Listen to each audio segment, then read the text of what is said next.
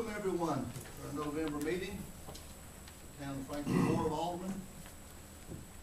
Call this meeting officially to order. We've got a public hearing set in a minute or two. While we wait for the clock, we can go and look at, we've had some minutes of our October 3rd, 2011 meeting in your packages. If the board has any comments, questions, motions?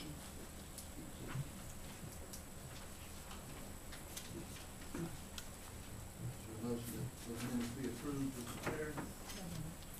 Second. Any further discussion? All in favor, raise your right hand. Okay.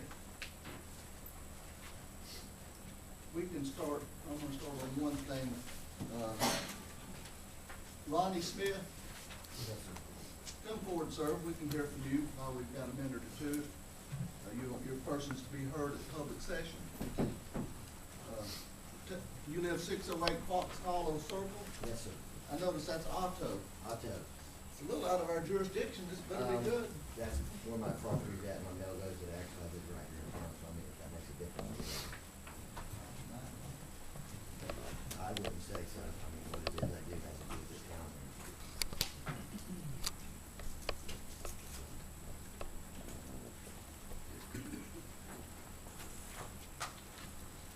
You know, Lonnie, this is persons to be heard. This is not an agenda item, so we're going to ask you to be fairly brief now. I'll be brief. Okay. We'll hear from you. All right, this is a situation that I'm bringing back to the board that we tried to do gracefully before. The stuff that you have there is basically something for you to look at, that it is that I need to be looked at as far as confusion with the situations I feel with what it is that I do. I'm here to see who's willing to basically assist me, to meet with me, and find out what it is that I'm talking about with this situation with TDA and the confusion on the on what they've done to me and my route. Because they pretty much devastated me as far as my route goes, as it sits. I would like for somebody to take interest in understanding why that is, because I have good reason in it, and what was done to me was wrong. I have proof, I have confirmation, I have things and directions that I think would be interesting to you to know what it is that I do have in motion and direction. It would benefit you. Basically, I had a choice to make: accept defeat, or come in here and fight for what it is that I feel that I have a right to fight for, and what it is I put my heart in doing in this town, and for the people in this town. So I'm here to just basically see if anybody is willing to take interest in what it is that I have to say as far as how I was wronged by the people that run this town, part of the people that run this town. In here, there's no reason to really go into the details. There's no reason to go into it all. There's a lot. There's months of it. So that's where I'm at with it. You're just putting us on notice. You want us to review this, that presumably you'll be asking in the future for us to give some attention to the matter, or what? There needs to be attention to this matter pronto. Well, you know, we're not going to do it tonight. No, I'm not saying tonight. Okay. I'm saying I've been patient with it. Right. It's been difficult for me to be patient. I had to get together and do what it is that I had to do to have something to present, and I have a lot to present. I have things in the works. In the future, if you want this board to take action in one way or the other, make sure you get on the agenda. I don't need y'all to take action now. Okay. I want y'all to review this. Okay. I want you to look at this. I want there to be an interest in discussion possibly. I would like for us to some of us or whoever's interested to discuss what it is I'm talking about in this manner. I'm coming in asking. That's all I can do right this moment. All right. Thank you, Ron. Okay? Any questions, anything else? The board? I think it'd be only fair for us to look it over and see what's going on. I appreciate that. Okay, thank you. Okay, we'll go to agenda item number 2, which is a public hearing on Verizon wireless cell tower special use application. Just very briefly, the order will be, I'm gonna ask Mike Gruberman, is our planner, to give us just historically the background of this application. And then I'll have the applicants, there's three folks who want to speak. I won't try to cut you off too quick, but I don't want you all to say the same thing 3 times either. I'm sure you know the song and dance on that. And then persons opposing the application will also get a chance to be heard. And if there is any cross-examination necessary or desired, there'll be some time for that. And I'm not going to set any arbitrary time limits now, but I am going to tell you that I reserve the right to for everybody to speak and to be very concise with their statements. And anyone who speaks, do understand that you are being, first of all, you're being recorded, and we fully expect all of your statements to be truthful. They might not always be relevant. You may know what's relevant, or may not know what's relevant or not, but what you say needs to be the truth, because this does have more of a form of a hearing than does just like persons to be heard, like with Mr. Smith. Not that he was untruthful, but it's a little different standard. Mike Gruberman, if you would please give us a history of where we're at, where we've come from. Okay, if you don't mind, well, basically what we did on April 14th of 2011, we received an application from Solco Partnership doing business as Verizon Wireless that was forwarded to us by the Pennington Law Firm. This was to locate a 140-foot tower at the end of Gaston Street, and this requires a special use permit from the town in accordance with our wireless telecommunication facilities ordinance. At that point, they also had forwarded a copy to the Center for Municipal Solutions, which is our 2 advisors and specialists in that field. The town had a previous agreement with them and had worked with them prior on facility location within the community, and would do so again. The tower application was reviewed by them, and they advised that there were some areas that needed further explanation, being number 1, why they were locating a 140-foot cellular tower in a residentially zoned area. While our ordinance has specific, almost a specific pecking order of properties, they have to justify their reason why they're not picking the highest priority property. And through that process, they failed to provide that information. We did offer at one point a non-disclosure agreement, and they have refused that. We expanded that agreement to include the documentation that they provide based on the facilities that they're asking for was to go to the consultant only, and those records would never arrive at the town, and therefore they could never become public records. The consultant would advise us as to whether or not the facility, the records that they provided would suit that facility and justify that facility's location where it was proposed. They've refused to do that. They insisted that the application was complete and demanded that we move forward in the process for the special use. We were at an impasse at that point. We obviously weren't going to move forward. So we did have the neighborhood compatibility meeting, which is documented in your package, and the results of that meeting are written out. At that point, it went to the planning board, based on the board's recommendation in that process.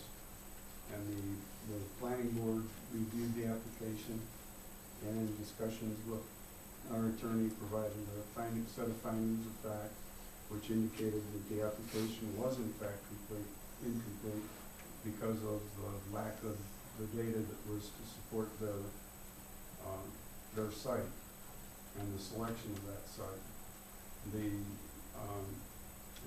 that they indicated in that process at the neighborhood compatibility meeting that site was the only option available to them, which is in fact potentially not the case. And until they provide us with data, we can't make that determination. As a result of that, the town board then has to hold a public hearing within 45 days of the receipt of the recommendation from the planning board. So that's the reason for this meeting tonight, is because that meets our code and our ordinance for this process. There are several issues that are secondary to the location issue, and that is stealthing, the reason for 140-foot tower, and the exclusion of all other alternatives based on that. At this point, they have been notified very early on that the application was considered to be incomplete, and at this point it still remains unchanged. We've not gotten that information. There's two issues here that the town needs to look at. The first being that this is not an issue of attempting to fill a gap. We're much more restrictive if they came forward and said, we've got this problem, we can't get cell service in this area. That's not the case.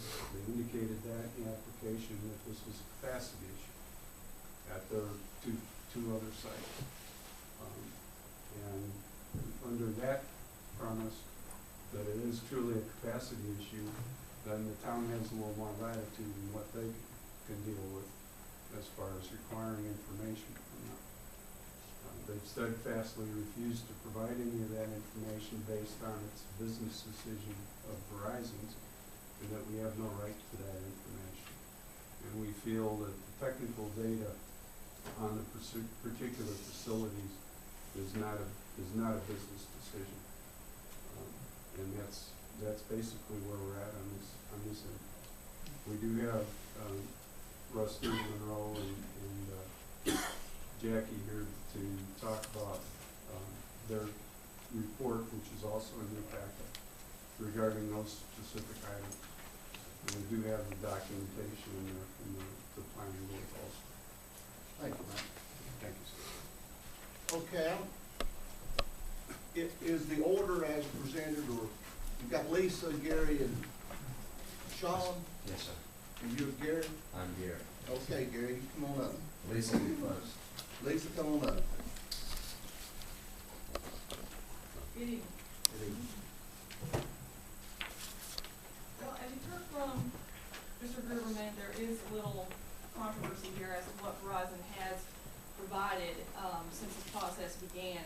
So I just want to go through and build the record for you to show what we have provided, what the town has asked for, both from Mike and from his consultants, and just establish sort of a timeline to give you a picture of what we've been dealing with here. This is not a quick process. This is not something that's come together in the last couple of months. Verizon actually leased the property where they were proposing to build the tower last year.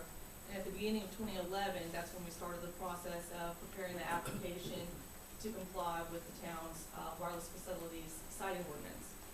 So I have a list here for you of what we've been asked to provide, what we have provided in chronological order. So I just want to lay that out for you first of all. The first thing is the application binder, which, as Mike mentioned, was submitted on April 14th. And this is a 3-ring binder.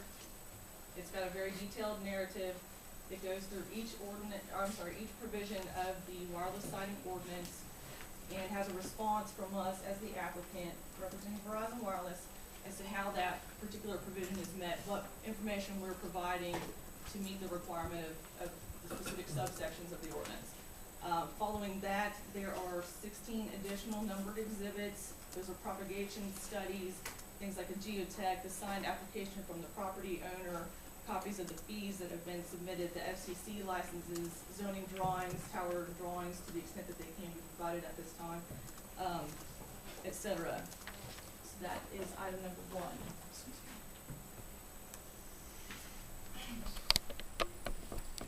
From there, the next piece of communication we have is an email from Mr. Gruberman on the 25th of April saying the application was complete and suggesting some dates for the neighborhood compatibility meeting.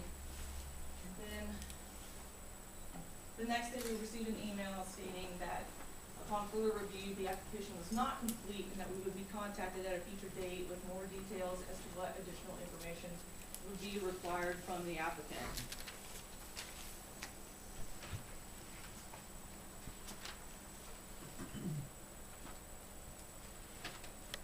On May 2nd, we received a letter from the town that attached a report from the Center for Municipal Solutions with details of what they deem to be deficiencies with our application and requesting additional information. That's the May 2nd letter with the report. And the next thing on May 12th, Verizon Wireless, after we received that letter, we went back to Verizon, obtained additional information, particularly about where the site would be located, some questions that CMS had about the propagation studies, propagation maps, and also a response on the need requirement. That's the gist of where this disagreement lies. The specific study requested is called an Erlang study, and that is a study that demonstrates a capacity issue. When it was first requested was in May 2nd. In May 12th, this response outlined the reasons why Verizon Wireless would not be providing that study, primarily noting that it's proprietary and confidential, but also noting the state law restrictions. The North Carolina state statutes are very specific as to what a city can request in reviewing an application for a wireless facility, and we based our response on that North Carolina law.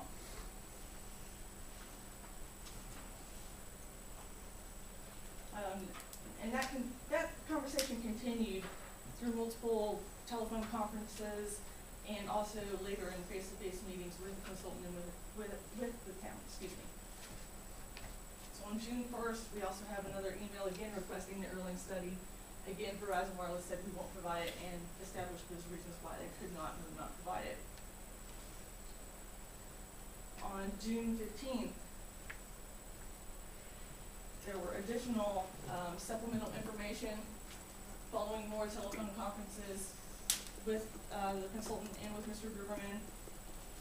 There's additional about 15 pages or so information with additional plots demonstrating the reason why the site needed to be located where it was, and also the need issue, the Erlang study.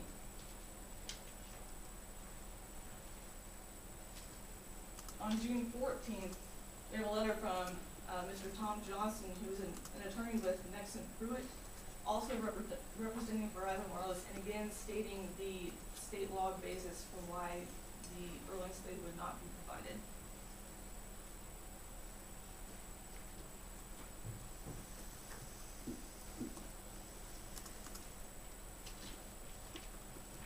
Then on June 22nd, we received additional comments from the Center of Municipal Solutions, again insisting that the Erlang study be provided.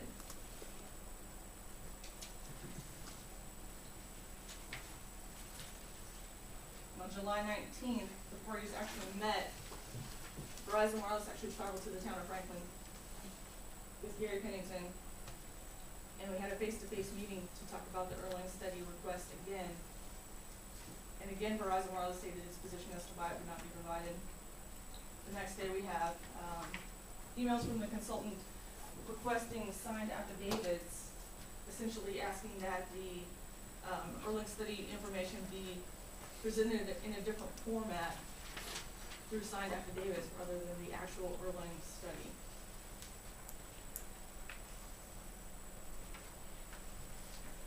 And on September 12th, Verizon Wireless responded with another letter to the town, again talking about the specific site location, recapping the meeting that took place in July, and addressing other concerns that were brought about at the neighborhood compatibility meeting, specifically with respect to health and safety issues with the RF emissions.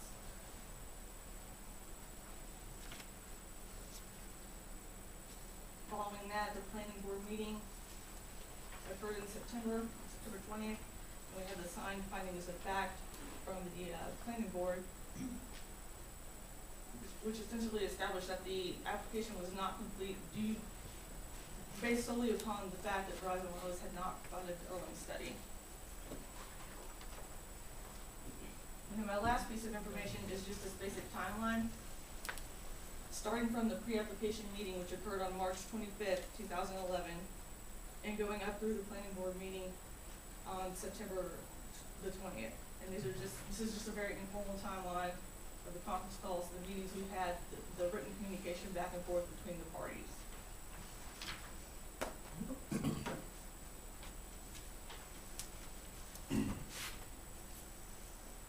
And we have a PowerPoint presentation, and this is very similar to what we presented at the neighborhood compatibility meeting, as well as in front of the planning commission.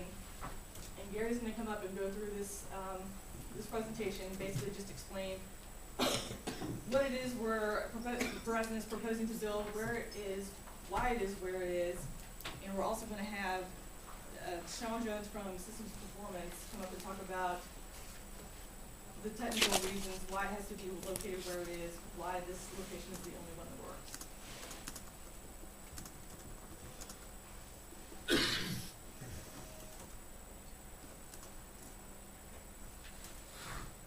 Mr. Pemmican, before you begin, can I ask you a question? Sure. I know that Ms. Smith is a licensed North Carolina attorney. She is. Are you, sir? I'm just serving as a witness. She's the actual attorney putting in the evidence and doing the cross-examination, so. Okay, you don't consider yourself to be representing Verizon? I do. Okay. I think it's on, I wouldn't tell the board not to hear from me, but I think it's only fair warning that I think that it's fairly well defined in North Carolina law that representation of clients before boards that are sitting quasi-judicially is considered the practice of law. Okay. Okay. Well, I just appear as a fact witness, if that's okay with you. So, As long as that's clear to the board. yeah. I'm not sure how clear we can make that distinction, but. We're very familiar with that rule, and that's why Lisa's here. Yeah. It's an ethics opinion, and I believe it just said that you have to have a North Carolina law present to preside. I'll leave that up to you, but I Yeah. just, Okay, I'll throw it out there. understood. Right. Mr. Mayor, members of the board, Gary Pennington, I am an attorney from Columbia, South Carolina. Lisa is as well with our firm. She is licensed in North Carolina. I actually was born in North Carolina, but I've been in South Carolina most of my life. I know you're thinking to yourselves, my goodness, what is this all about, all these documents and everything, but this is very important to Verizon Wireless.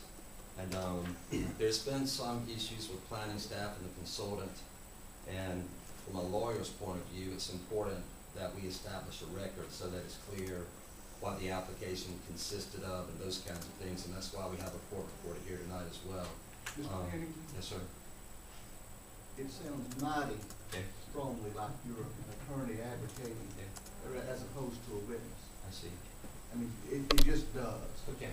And if that's the case, and if our counsel believes that's Well, that's fine. appropriate.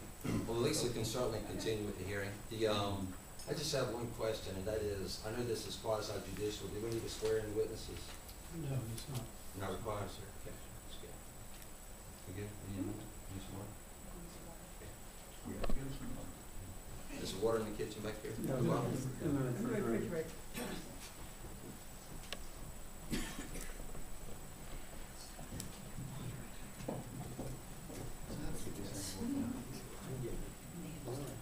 you press the service button press the right.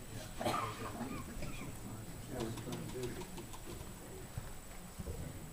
Traffic time needs to be in my hand. Yeah. I've got to do it. You're right. The button on the way to the right. I know, that's what I wore it out. Which button? HDM1. There you go. sure.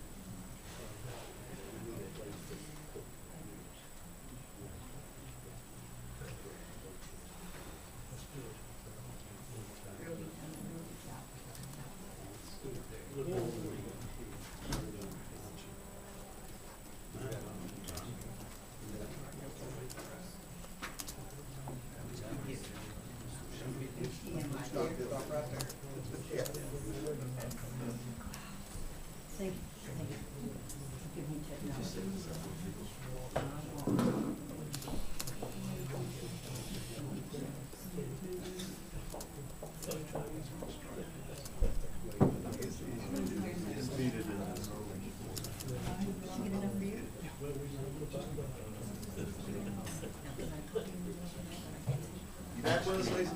I am. All right, moving on.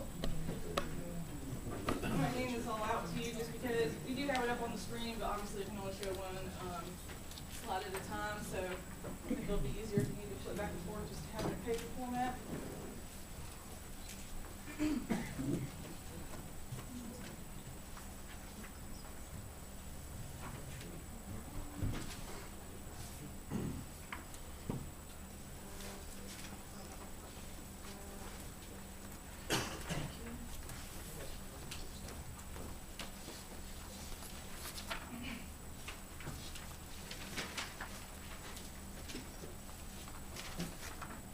Try to keep it brief. Okay, first of all, this is the site survey on your screen here. It's showing the tower location, the proposed tower location. This is at the end of Gaston Street. The property is owned by George LLC. The principal member of George LLC is Lamar Frankel, and he's here in the audience with us tonight. What you're looking at there, you can see this was a fairly large parcel, and it's actually just recently been subdivided after Verizon Wireless and George LLC entered into the lease agreement. The lease area for the tower site as well as the fall zone, which would be the tower height plus 10% according to the town zone ordinance.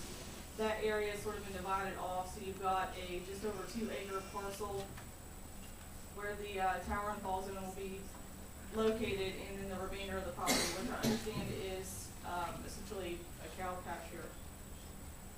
So that gives you a overview of the basic site. This is a little more detail. Shows the actual lease area, shows the access, easement for utilities and ingress egress from Gaston Street.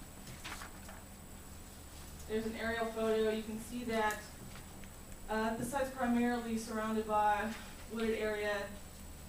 In the proposal, in our narrative, in our application, there is a statement that Verizon Wireless intends to essentially leave as much existing vegetation around the site as possible for screening and buffering purposes. Also, there is a reference in there to developing a landscaping plan in the future, and essentially in agreement to hear, if the permit is issued and the application approved, to hear what the town wants to have as far as landscaping, and they're open to discussing that in the future. This is a tower elevation drawing, just shows you the total height of the tower. Shows you that the tower is a monopole design, and it's designed to accommodate multiple carriers. So those additional RAD centers, radiation centers that are shown there are for future co-locators. That's another requirement of the ordinance, that the tower be designed to accommodate multiple users. Verizon Wireless, of course, would locate their antennas at the top, and then future users would fill in below.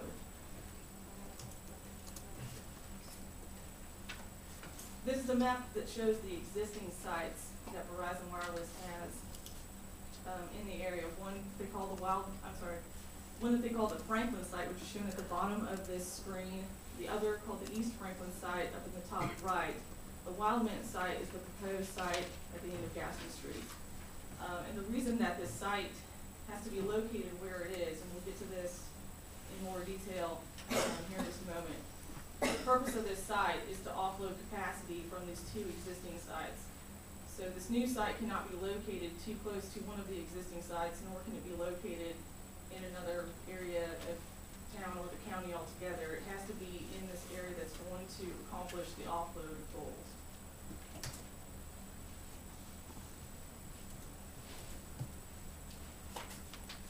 This slide shows you the search ring. That's where Verizon Wireless looked for an appropriate piece of property on which to construct a tower. As I mentioned, we'll get to the reasons why the search ring has to be where it is in more detail momentarily.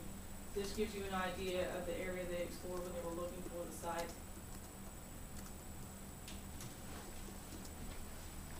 One of the candidates that was within the search ring that actually ended up not working out was this Macon County fruit and vegetable stand. And here is the tax map of that particular parcel. This was a commercially zoned piece of property, so it's higher in the town's hierarchy of facility siting. This is, I believe, priority, which is it?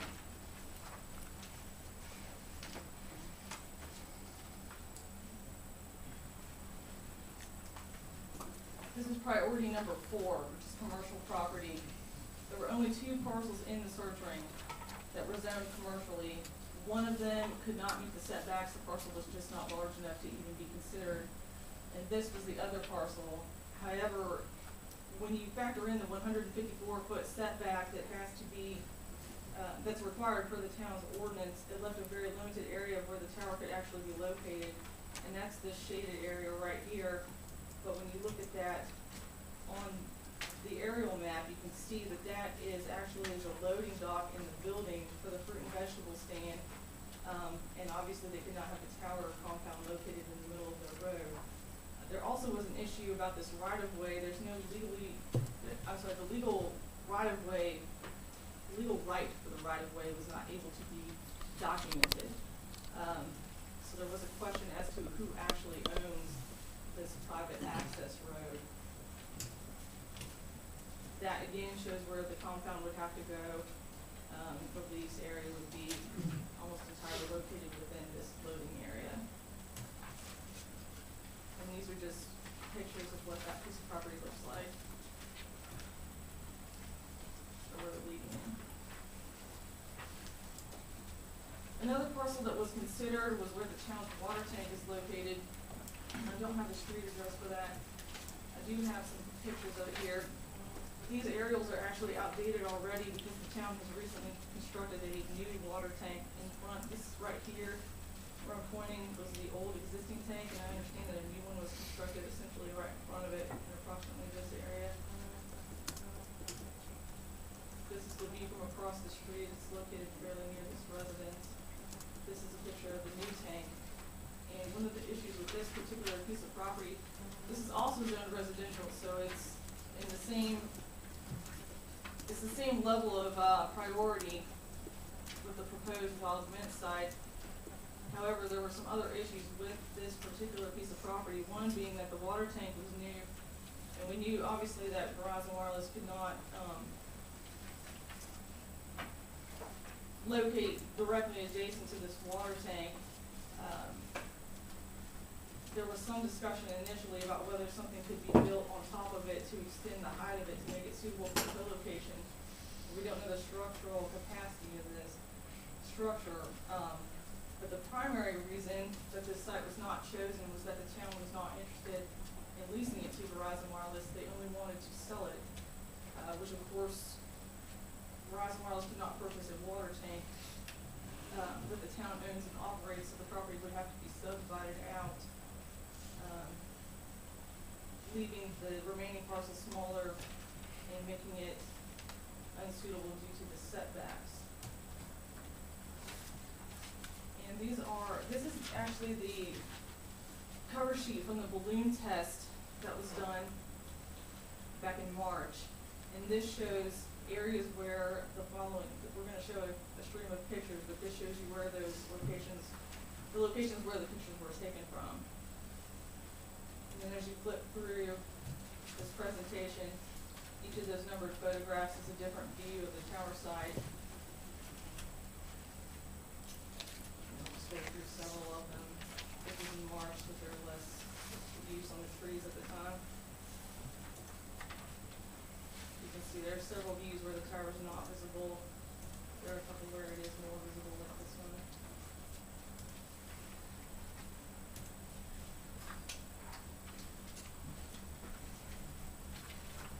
And I want to, at this time,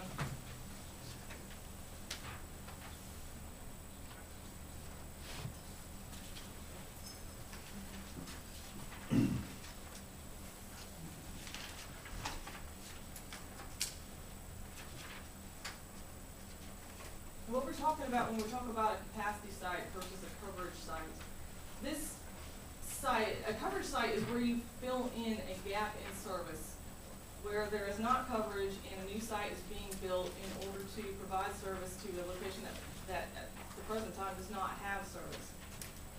That's not primarily what we're doing here. There are some coverage advantages that this proposed site, some additional coverage that's added, but the primary purpose of this site is for capacity. And what that means is the two existing sites that I showed you on the slide before, that the Franklin and the East Franklin sites, those are nearing their maximum capacity. Capacity increases, of course. Demand for capacity increases, of course, now that more people use text messages, they use their phones for browsing the web, watching videos, watching TV, those kind of things. That puts an extra demand on the capacity of the existing sites. And Verizon Wireless has determined through its testing methods that those two existing sites are nearing their maximum capacity. So this site's being proposed to offload capacity from those two existing sites. If that's not done and the existing sites reach their maximum capacity, then when that next call is made, it doesn't go through, or it's dropped, or it's poor quality, may not connect the way that it should, in the way that customers expect their service, expect their cell phone service to perform. So, to discuss the capacity side, the capacity issue a little further, I'd like to have Sean Jones from Systems Performance come up.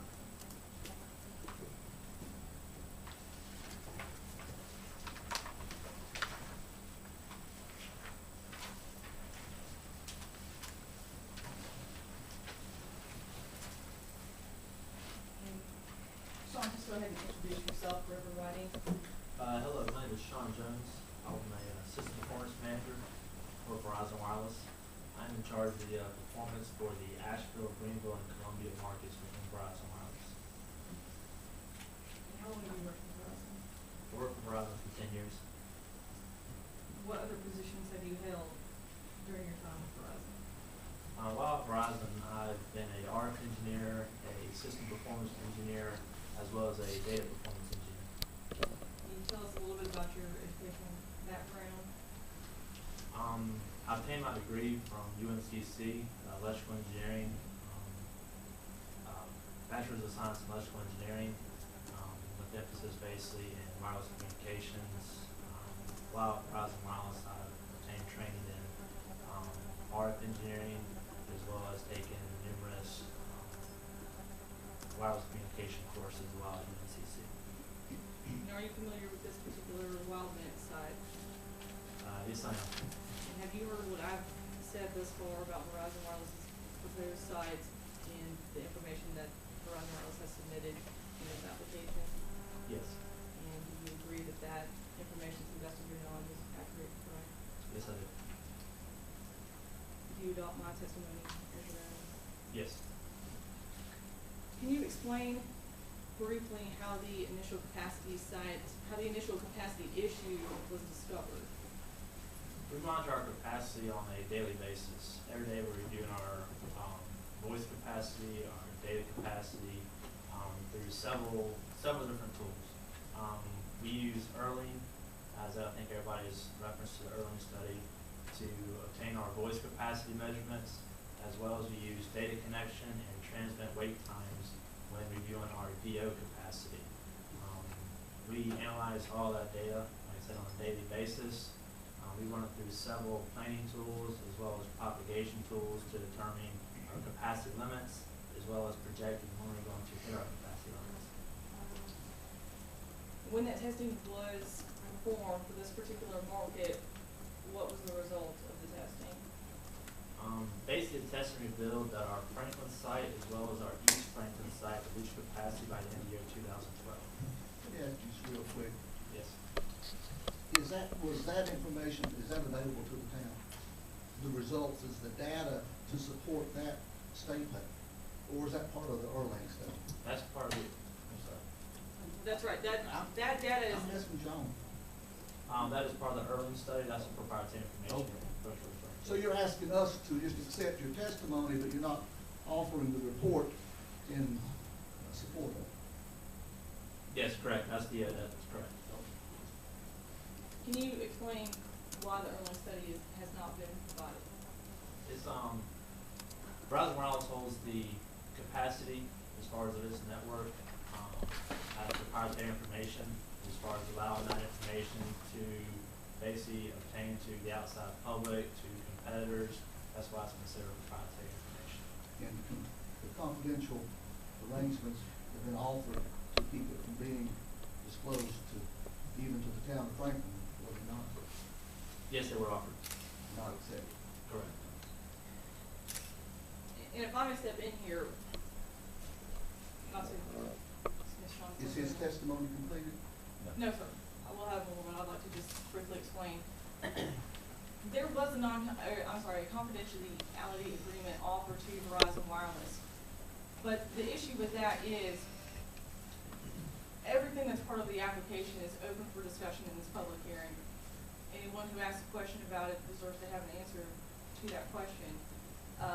And I don't know that there's any way to keep it out of the record once it's submitted, even if it is submitted under the cover of confidentiality. Now, there was a face-to-face meeting in July, and I was not at that meeting, but can you explain what was offered in July at the face-to-face meeting? Yeah, I guess the percentage information that essentially was the Erlang Study information, but not in actual data numbers. Can you explain a little bit about what y'all talked about at that meeting that was offered to the town? So what we discussed at the town meeting were some of the propagation maps that you see in your handouts there, basically indicating why the proposed candidates, the Peoples, the courthouse, some transmission line towers, why those would not meet our capacity offload based on the coverage requirements with these sites. And while Mint site provided the capacity offload for our voice as well as for our data network. We briefly discussed that as far as whenever some propagation maps and Propagation means coverage, what is it? correct, propagation means coverage, correct.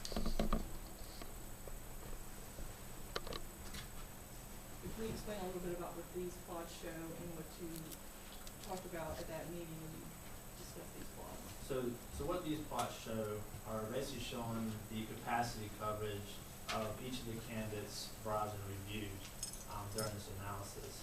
The current site here is the Peoples location, had a 50 to 60 foot center line, basically from ground elevation.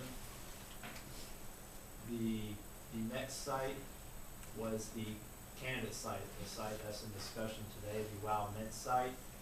Basically what you're looking at here is what you can see is we have it laid out in 3 different colors. The East Franklin site shows the coverage of that site along with the proposed candidates. The Franklin site, the green coverage, as well as the WOW Mint site, the kind of purplish pink color. There it kind of shows the capacity. So what you can see here basically is this is the Peoples location showing one of the candidates we reviewed. And as you compare the two, you can see the coverage increase, capacity increase of the candidate site, the WOW Mint site, compared to the Peoples location. The candidate site provides the additional capacity relief we need for the East Franklin as well as Franklin cell sites. And then also we compared it to the church capacity relief to the area, as well as to the courthouse. And this just shows a current coverage layout of the Franklin and East Franklin sites. So basically the intention here is basically to show the capacity relief of the WOW Mint, showing additional capacity coverage compared to the Peoples as well as the courthouse locations. Is the scientific data from which you show these different capacity settings, some more advantageous than others, is that data been made available to the town? We reviewed several of these propagation plots and Not propagation, but density data. the actual capacity of the cell sites. The supporting, whatever it is that you're using to support your contention that this site has the most ability for most color in the. Right. Has that data been made available to us for our review? For y'all's review, no, that,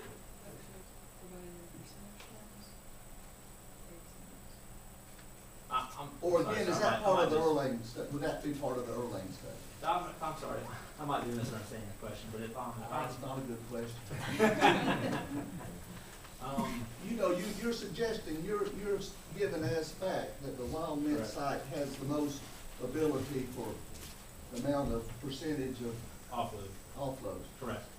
What, and I'm assuming that's based upon scientific research to some extent. Correct. And has that scientific research been made available to the town? Not to the town, just the propagation plots of each one of the cans we reviewed. So the actual data numbers themselves, as far as reviewing the capacity numbers itself, that data has not been provided. The coverage plots. Because that's part of the Erlang report. Correct, proprietary information. Yep. Can you explain a little bit for them why this search area is so small and why the candidate, the wild mint candidate, is the only one that works and not these other rooftop locations? Well, as we do our analysis and our field studies, of course, we take into account where the population is. So of course, they take into account where the population is, as well as take into account the ground elevation and center line available to Verizon. When we reviewed all those candidates, that helps us develop a search ring, which is a search ring Lisa showed the board earlier today. That helps us determine the actual location of where the tower needs to be in order to provide the necessary capacity offload. And explain why a new site is needed for the offload, the soft handoff issues. So the new site, the reason, one of the primary reasons for this candidate as compared to the other candidate is a term we use called soft handoff. Soft handoff is a term we use when a mobile device is communicating to two towers at the same time. There are advantages as well as disadvantages to soft handoff. The advantage being reliable handoff. So for instance, as you're driving down the road, you originate a call on one of the cell sites, you continue down, let's say business 441, going to the south of Franklin. Soft handoff provides you the ability to hand off to the other cell site smoothly.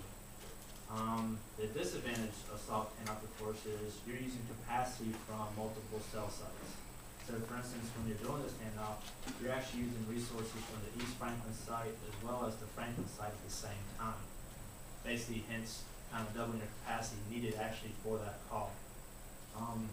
When you place a tower in a very strong signal level, for instance, in a downtown area, on the courthouse, or at the people's location, or a transmission line, where there's already strong signal there, basically, and hence what you do is you just put another strong signal into the mix. So instead of now talking to one cell site, you're hence now talking to two, possibly three cell sites at the same time, not resolving your capacity issue. We're getting close to the time that I want to use on this, so you've got a whole lot more to go over, or we? I don't have a whole lot more to go over. I just take a couple more minutes to finish up with Sean, and then if I could just recap a couple Sure. positions. Okay, so Sean, why is the 140 feet, why is that the necessary height, and is that the height that Verizon Wireless really wants for this site?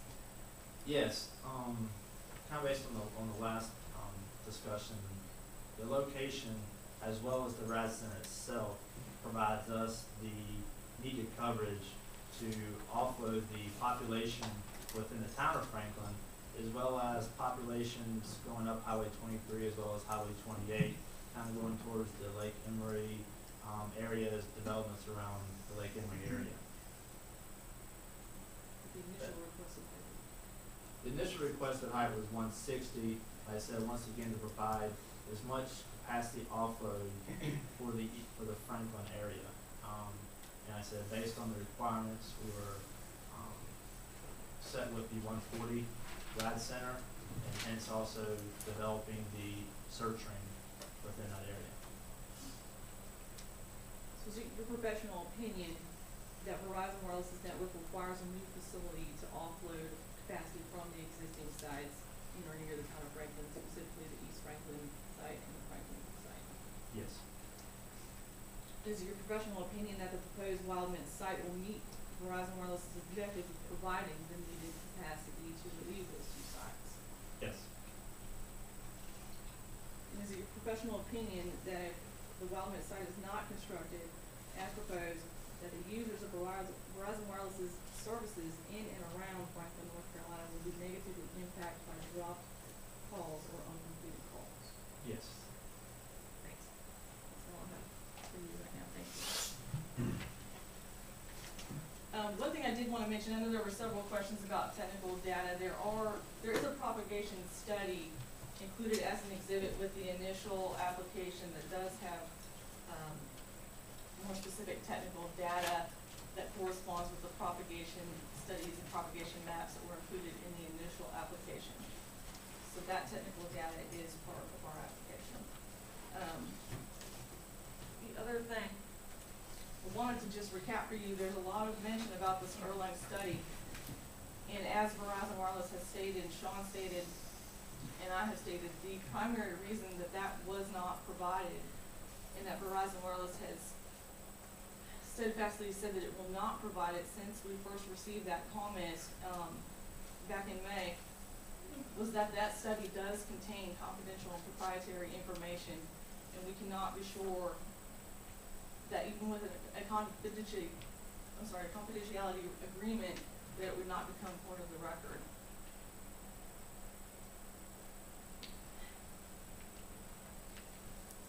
In addition, we have to look at the state statute that states what a city or town may review and may require from the applicant when reviewing an application for a new wireless facility. And specifically, I'm talking about Chapter 160A.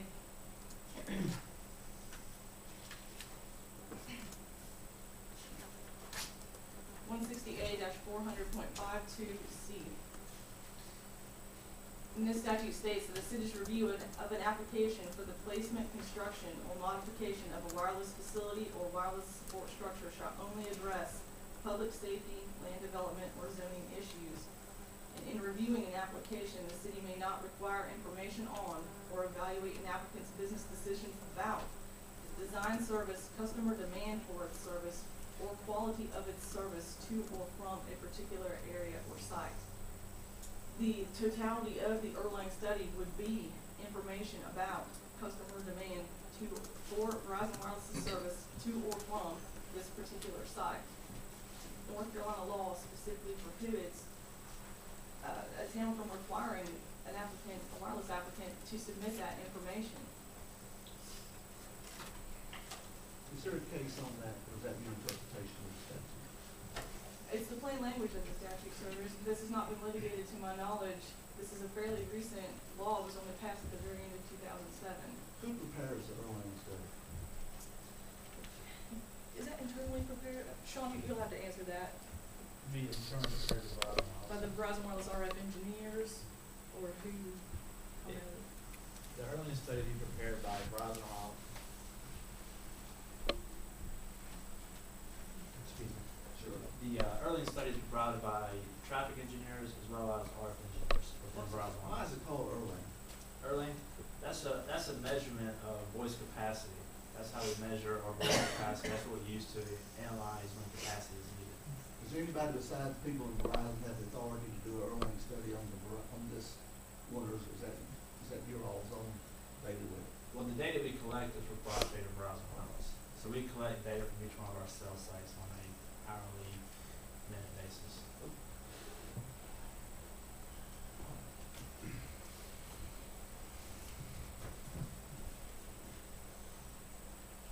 John? Yes, sir. Lisa, you got some things to? Yes, due to your request to sort of keep it short, I'll stop there and just answer questions. And obviously, if you need to provide any more information to address these questions, we'll bring witnesses back up. What do you say? well, let me address myself briefly to at least one of the contentions that was made as to the interpretation of state law, because that is an issue that was raised before, and I have looked at quite a bit.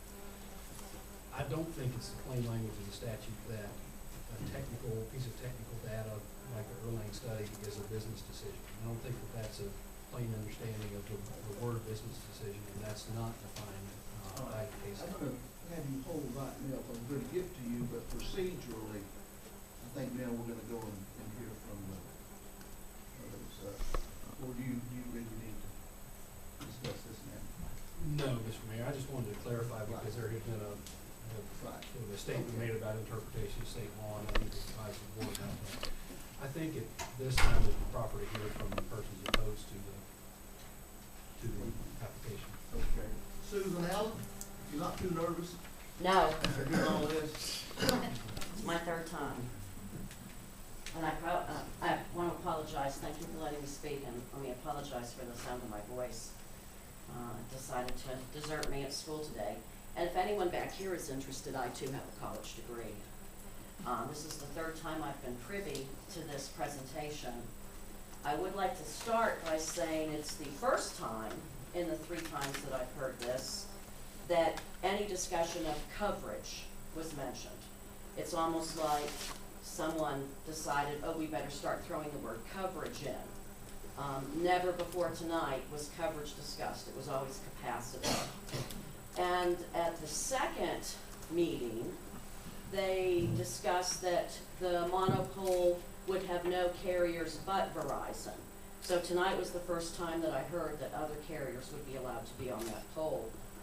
I find it interesting that we have to keep going back to North Carolina law. North Carolina law ties the town's hands in hearing information that it would like to hear to make an informed decision. It also ties the people's hands in discussing radiation that comes off that tower. We're not allowed to discuss that. I would like to say, the young lady and I missed her name, said every question deserves an answer. I've had lots of questions that haven't been answered in 3 meetings. I'm concerned that this will set a dangerous precedent in residential property in the town of Franklin. I don't want it in my neighborhood, and I don't want it in any of your neighborhoods. I don't want to look at it. I don't want my grandchildren to be out playing under whatever it is that may or may not be dangerous. Other countries seem to think that it's quite dangerous. My country that, allows things like the Love Canal says it's okay. I'm upset with the tone of voice. This is the second time I've heard the Wildman site referred to in a dismissive tone as a cow pasture. And yeah, I don't live in Charlotte. I don't need to know that people in Charlotte are thrilled to have this in their backyard. I heard that at one meeting. And you can't convince me that there is no other option. You can't convince me that this cadre of people sitting here and all the money at their beck and call don't have an option for if this is voted down. I don't believe that. And I'm most offended by this letter that Verizon sent out to the residents. I did not get one. My neighbor, Ms. Preston, did, and she shared it with me tonight. What is your address, Susan? 497 Wilkie Street. I'll be less than 1,000 feet from it. It goes on and on about how they're going to reach, they're going to need more service, and we're going to have diminished, and we're not going to be able to download music files and this and that. Third to the last paragraph, and I quote, "Please know that if this vote does not pass on November 7th, we will be forced to reallocate the funds we have designated for investment in your wireless service to another community. And it may be years before we're able to revisit capital investments in the network for Franklin, North Carolina." Sounds like a threat. Sounds like a pretty nasty threat. And had I received this when they went out in October, I'm pretty sure I would have a different wireless carrier as of today. And I'm not 100% sure that I won't have a different one as of tomorrow. And I don't appreciate them coming in here and trying to bully us, and that's how I feel. And I'd like to thank you for letting me speak. Thank you. Jean Marie Booth.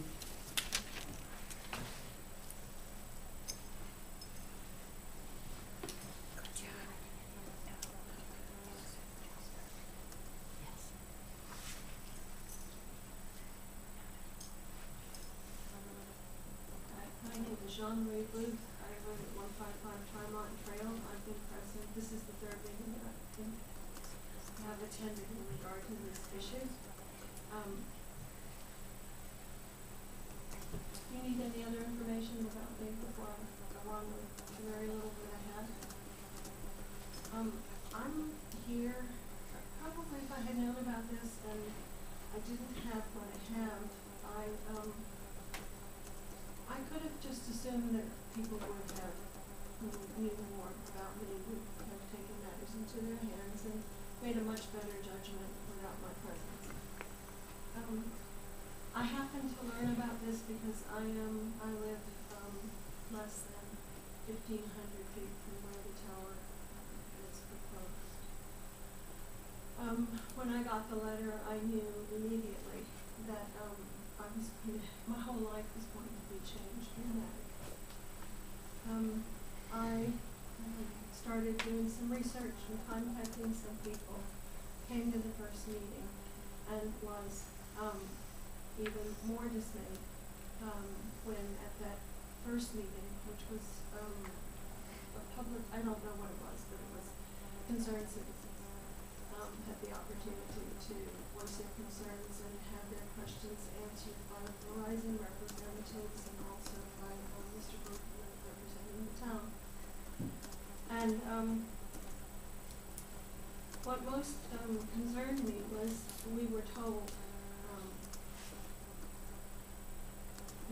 at least 3 times that this tower was going to need to be erected before the end of the year, without a doubt. Absolutely must. I can't be strong enough, I'm really not well enough to express as adamantly as we were told. So I left that meeting even further concerned about my inability to respond in a timely manner. So during this process, and I attended the second meeting, and I articulated in much better state of physical stamina pretty much what I just said. In this period of time, I have learned from 2 people who know far more than I do. One administratively about a provision in the 1996 Telecommunications Act that would address someone in my situation. I don't know anything about it. I'm not interested in reading the act. I probably would need some expert to represent me in that regard. I have, since the second meeting, had a medical professional, approached a medical professional and expressed my concerns and did not ask for a letter, but was immediately offered a letter.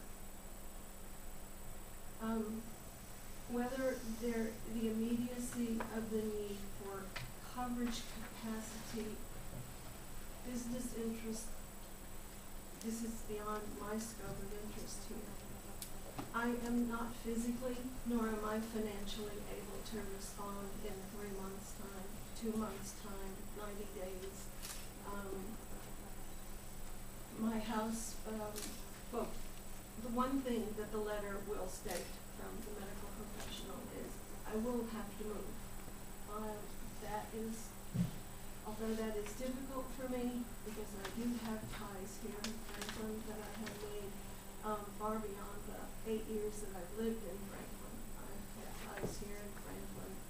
I've been in Western North Carolina for about 17 years.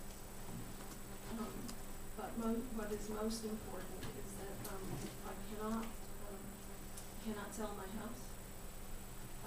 I don't have the financial reserves to Ms. move. Booth, the gist of your statement is you fear for health reasons if the tower is placed where it is. I don't only fear for health reasons, there is reason to be concerned. But do you also understand that the way the law is drafted, that we are constrained from using any findings or evidence of that to support Mr. Henning? Yes, sir, Mr. Mayor, the Telecommunications Act states that it would be improper to make to turn down an application on the basis of health concerns to do with radio frequency emissions. My understanding is that that is true. But I am permanently disabled and have been so for 20 years. It is not speculation that I'm not concerned because I might develop this or that or whatever. I am concerned because I have medical diagnoses and my situation medically is progressive. And a medical professional will write a letter stating that I cannot live in an area where I'm exposed to the cell tower. Not for the gray morass of uncredentialed data that one might find on the internet, but one about which this medical professional is aware. We do not make light of your medical situation. We wish you the best in the future, but thank you. Are you telling me that my permanent disability, it does not fall within the exception in the 96 Telecommunications Act? I'm not, I know about as much about the 96 Telecommunication Act as maybe you don't know either. I just know that it's our understanding that if we cannot base, if we decide to deny an application, it cannot be based all or in part upon the medical problems or the, how that could possibly. Perhaps I'm missing the expression that I live in Franklin in a residential area, and that this is my concern. I'm in a residential area. And I'm you've not- made your concerns on the record. We appreciate it. Thank you. I've asked Lawrence Rusty Monroe to come forward.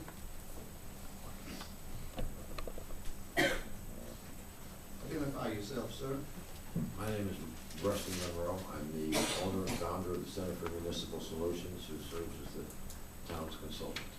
Town's consultant in what capacity? As regards the siting, regulation, permitting, construction, and modification of wireless facilities and towers. How long have you been involved with this application process? This particular one, Yes. since inception. And how many years have you been involved in similar type applications in this field? About 15 years. What is your background in? Well, I've reviewed or been responsible for the review of something in excess of 3,000 applications in something more than 700 communities in 32 states over those 15 years. I've never had a recommendation successfully challenged. Are you educated in this field?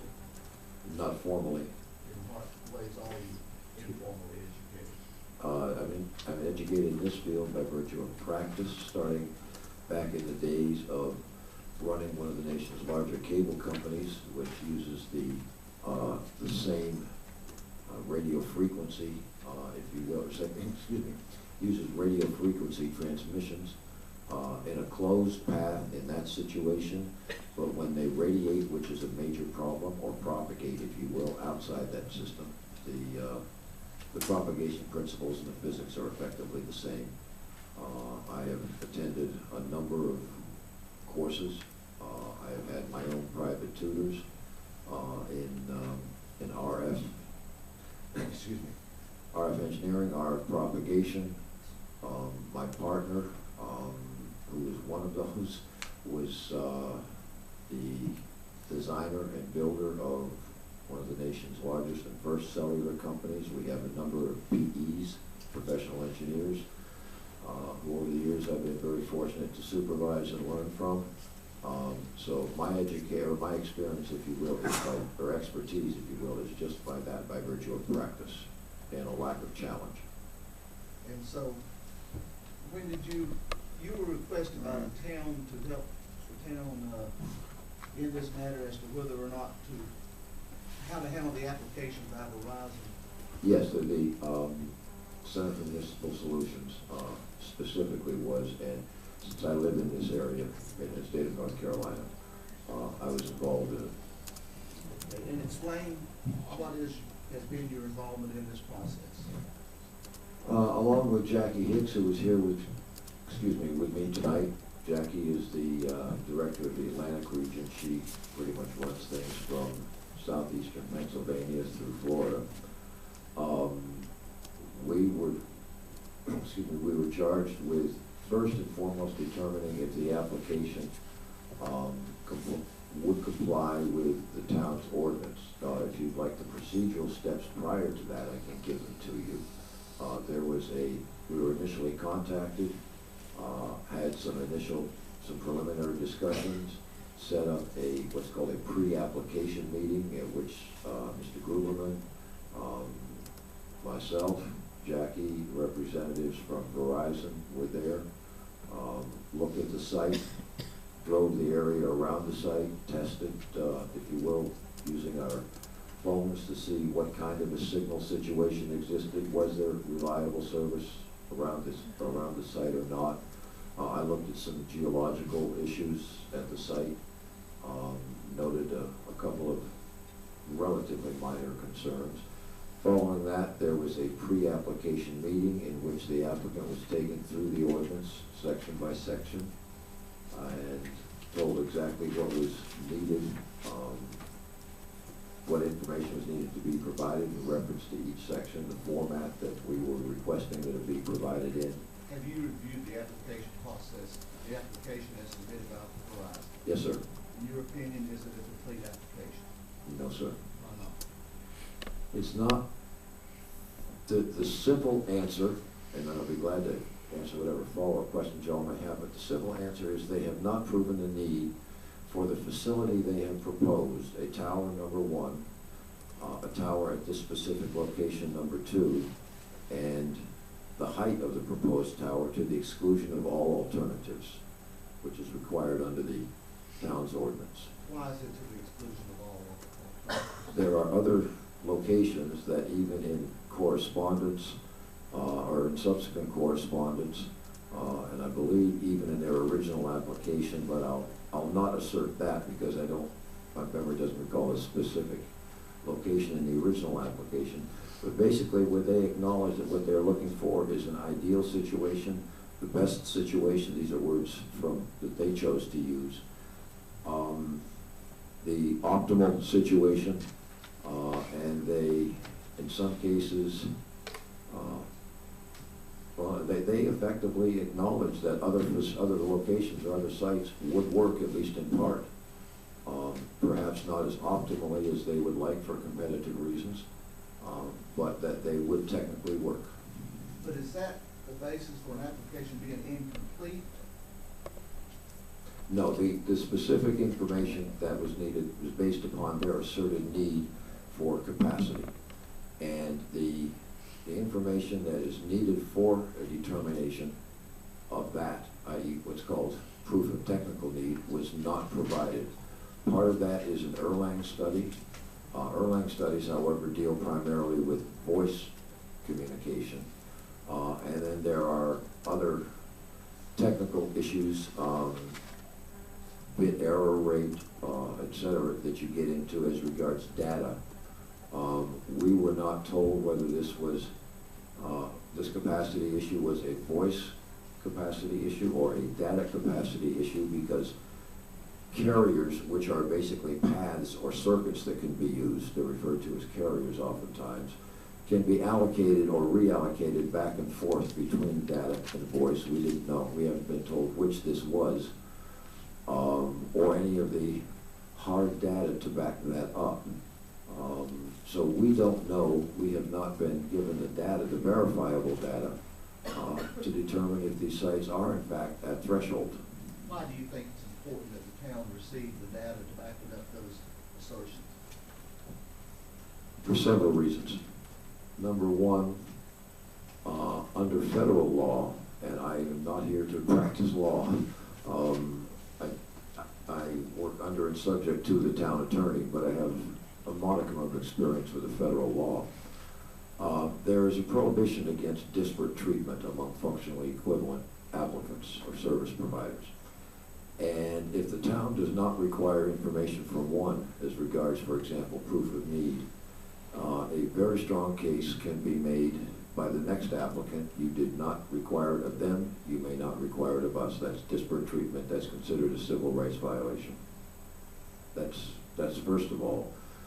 Secondly, given the fact that they have chosen to use the last priority in the town's list of priorities for siting, and in particular for a new tower, which is the most intrusive, visually intrusive means, that warrants technical justification vis-a-vis proof of need. Yes. I don't know if Russ knows. Now, you all like to have time to talk, ask us some questions, Ms. Smith? I would, yes. Sure. Can I take this down the road here? Where's my arrows on that?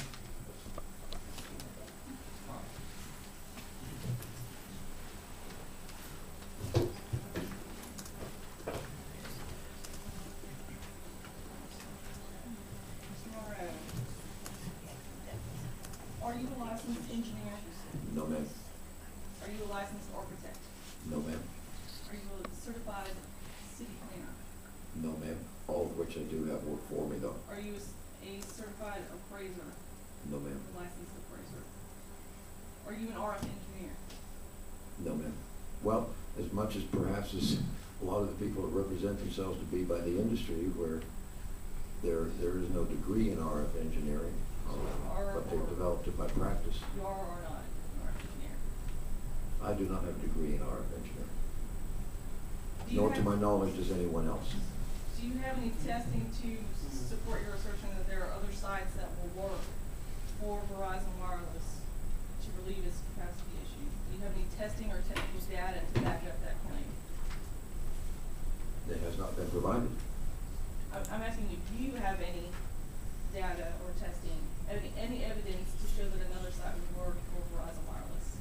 I have Verizon's own words. But how can we have data for something that we haven't provided data on? Do you have any data to show that this site does not work? Does not work? Does not work, that this site does not work to meet Verizon Wireless's asserted need, capacity relief? I'm not sure I follow you. That the proposed site does not work? Correct. No. Those are my only questions for you. I would like to respond to some of his comments, so if I can, provide those. I think the evidence is proper, For Mr. purpose. Mayor, but I do have a clarifying question for Mr. Monroe based on that prior question. Mr. Monroe, you're familiar with the town's ordinance requiring an application process before citing wireless telecommunication facility? Yes, we built the town radio. Does it require the town or any consultant in the town to disprove the availability or preferability or quality of a site? No, sir. It specifically places the burden of proving anything on the applicant And expressly. Okay. And in your opinion, is there sufficient evidence put before the board in the application process to this date that could carry that burden? No, sir. If I could make a clarifying comment, I appreciate it. And reading from June 15th letter from Pennington Law Firm, it talks about to use a search ring, for example, is the area within which a facility must be located, or that they're looking for. It says to use a search ring larger than a half-mile radius would not achieve the objective of optimal utilization. It says the location of the courthouse, for example, is not ideal for several reasons. I'm quoting here. This would increase soft handoff or overlap with the East Franklin site and result in less offload, not no offload, less offload than at the Wild Mint site. Moreover, the site does not offload the Franklin site nearly as well as the Wild Mint site. This would mean that at some time in the near future, when Verizon Wireless was ready to launch its LTE, its long-term evolution technology in this region, it would need to find a new site that would fully sustain a 700 megahertz system. That may very well be true, but it doesn't speak to the issue. And it goes on to talk about co-locating on the rooftop of the building at this height would not meet the objective of optimal offloading capacity from East Franklin and Franklin sites. And virtually the same language, in fact, literally the same language is used to describe two other locations, possible co-location locations, that being the terms, not ideal, it was less offload, doesn't work nearly as well. As regards locating on power lines, they discounted that. Well, that doesn't speak to your question.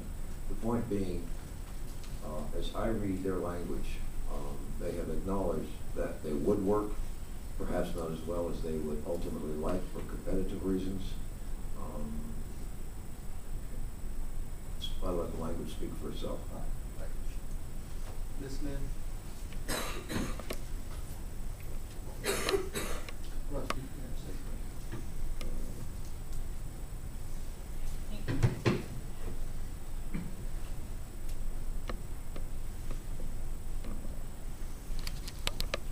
Despite Mr. Monroe's claims, I have to submit to you that there is nothing in the application that states, no statement from Verizon Wireless that there's another site that could work within this search ring to resolve this capacity issue. Rusty does talk about some of the language, talking about ideal or optimal offload from particular sites. But those, even when the search ring was expanded from the half-mile radius that Verizon Wireless discussed and believed was approved during the pre-application meeting with the town, even when expanding that radius to a 1 mile search ring, there still is nothing within that search ring that solves the capacity issue.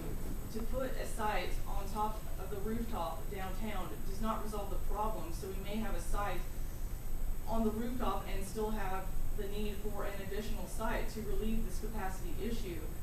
And Sean, correct me if I'm saying anything that needs further clarification that you don't feel is accurate from an RF standpoint.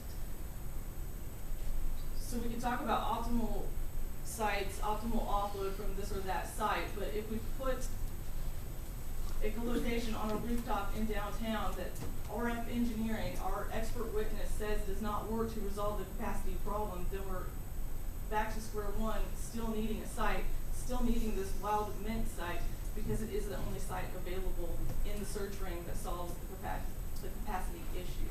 Is the capacity issue and co-location related? Does co-location help the capacity issue? Well, there's a need for a new site to resolve the capacity issue. If there was an opportunity for a co-location within that search ring, co-location is certainly the preferred method of building a new site for almost any carrier. It's easier when someone's already constructed the tower to go ahead and locate antennas. But would a co-location help you with your capacity problem? Yes, it could, but it has to be in the right location. It has to be within the search ring, and there's not a structure within the search ring suitable for co-location. If co-location was just not allowed, couldn't do it, not even an issue, would then some of these other locations be closer to wild mint and being optimal? I mean, on its own, if co-location was out of the picture, out of the world, would some of these other locations that you've looked at suit your needs just about as well? Within that, and you can ask within that search ring? I may get Sean to come up and clarify, but what I think you're asking is if there's any other piece of property. I'm saying that the people's don't work in your mind as good as wild mint. The courthouse doesn't work as good as wild mint. Other places. Problem. But is it because you can't co-locate there, or because that don't help your capacity problems? So the term co-location, I think that's kind of where the issue lies. Co-location is any location where a wireless company places antennas on to provide wireless service. So for instance, a tower could be a co-location, a building, a courthouse could be a co-location. So there's several co-locations that were reviewed. A transmission line could be a co-location. So there's several co-locations. What makes this co-location the location that provides the capacity offload is based on elevation, based on the actual height of the co-location, based on the height of the antennas, based on how far that propagation covers into the town of Franklin, as well as additional pops north towards Lake Emery. So the co-location is actually a term that's used for several wireless companies where they place their antennas on buildings, water tanks, towers, structures. Is co-location not mean like for Sprint or US Cellular to put their own, use that tower as well? Right, so co-location, because so for instance, the Wild Mint site, and I think they showed a picture earlier where it showed several different wireless carriers on there. Those would all be co-locations. But So- by having a Sprint or US Cellular, that wouldn't help your capacity issue, would it? No, Okay, that's what I was wanting to get to. correct.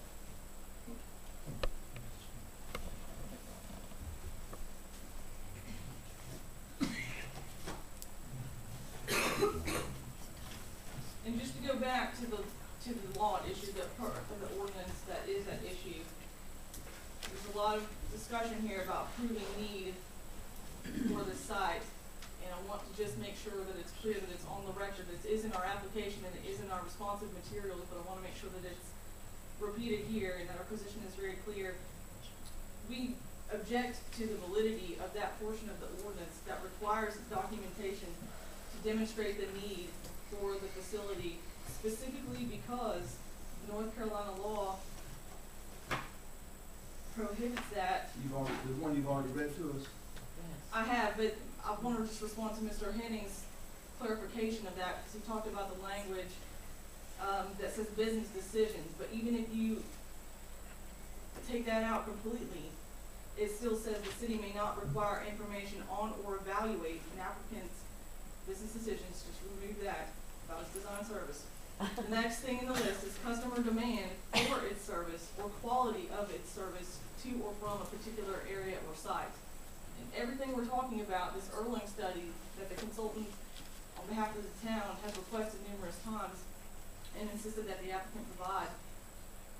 The Erlang study is information about Verizon Wireless's customer demand for its service at this particular site. This is a zoning issue, though. Well, If it's a zoning issue, is it not? depends on how you define zoning issue. I'm looking at this specific North Carolina statute, and it's very clear what cannot be reviewed. And one of the things that cannot be reviewed is customer demand for the service at a particular site. We object to that part of the ordinance. From what I understand, that this ordinance predates the North Carolina law that was passed at the end of 2007, this particular statute that I'm quoting from. And as applied, the town has interpreted that need requirement, which we object to in the first place, to be only the Erlang study. We object to that, the language on its face requiring that need, and also to the interpretation of it by the town, that Erlang study is the only piece of information that can be provided. I want to maintain that objection, but then point out that we have tried to give you, as an applicant, as much information as we possibly can to show why we need the site without revealing that proprietary and confidential information, including these plots, including everything that was discussed in the face-to-face meeting with the town and the consultants at the July meeting, all of our responsive supplemental materials to the original application in response to the consultant's request for additional information. Has the issue of whether an Erlang study is proprietary or confidential, is that settled law? No, it's not. Not to my knowledge, I don't believe there's even an opinion case about it.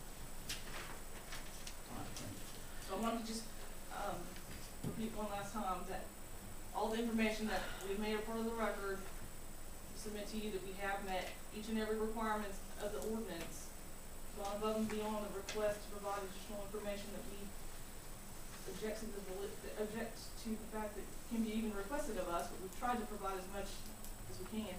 So just ask that you deem the application complete and approve the special use permit. Thank you, Lisa. That's all I've got down as far as folks who had signed up, and in the discretion, we hashed it out, I think, pretty good, about an hour and a half. I'll declare the public hearing on this matter, special use hearing closed, and then put us back into open session and kind of open it up to the board for thoughts and comments, questions. I have a question. Do we already have, other cellular companies wanting to be on that tower? Do we already have people lined up for that?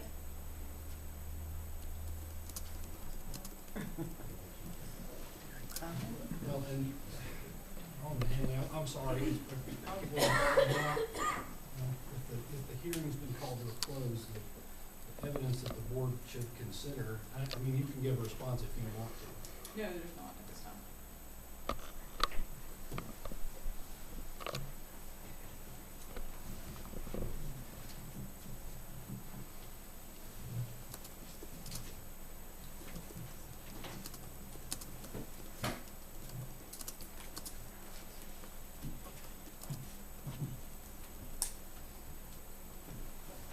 Does the board desire to discuss it this time? Do you want to hold it in advance? Or, you know, we don't.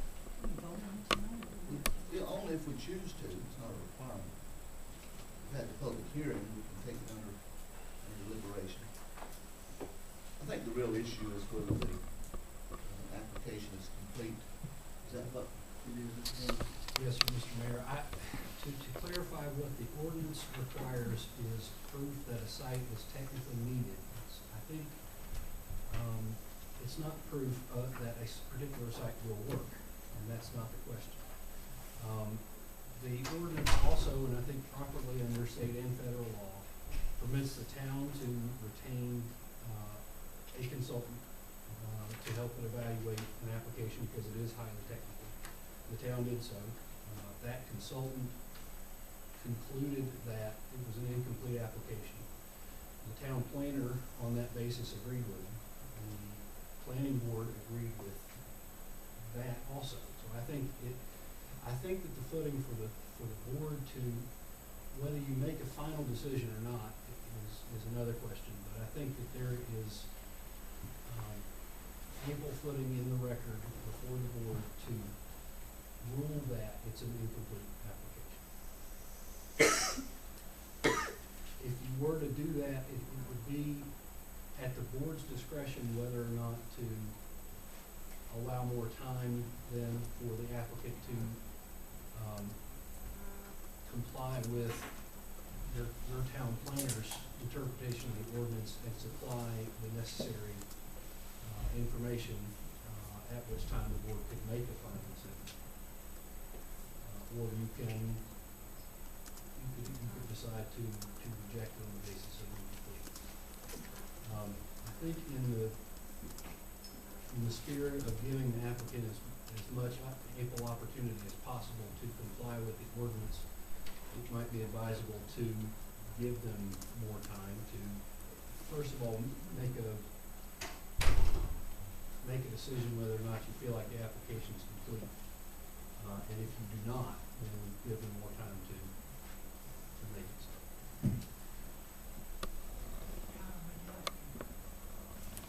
I think it's pretty clear what, under what circumstances the town has requested the information. And I think that the applicants understand what that is. It's kind of my understanding that what we're wanting, they're already saying they cannot and will not give it to us. I think that's probably a fair assessment of where I think the situation is. Well, you know, we make a decision. If we decide, if we believe it's not complete, then they would decide whether to presumably supplement it to make it complete, or maybe challenge us to whether we were correct in our than her opinion as to whether the application was complete. I guess that's called it. Well, as far as the need is concerned, I believe they feel like they really need it, or they wouldn't go to all the expense and trouble of installing one in the first place. So it's pretty obvious that the need is here. It may not be in that particular location, and they might not need as much as there is there, but it looks to me like that they feel there is a great need for it. So.